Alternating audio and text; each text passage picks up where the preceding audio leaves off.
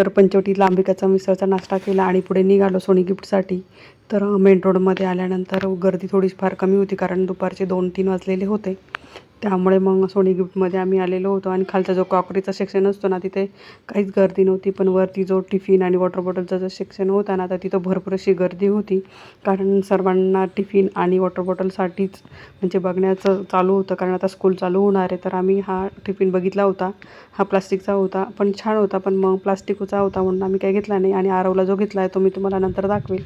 आणि खाली आल्यानंतर जिथं सर्व कॉकरच्या वस्तू, लोणचेच्या बरण्या, ग्लास वगैरे असतात ना, तर तिथे काहीच गर्दी नव्हती. आणि त्यानंतर आम्ही तिथून निघालो आणि तो छोटूसा वडापाव घेण्यासाठी थांबलेलो होतो. आणि आरवची ह्या जो प्लास्टिकचा जो बाऊला काय म्हणतात त्याला मला माहिती नाही, पण त्याच्याशी मस्ती चालू होती.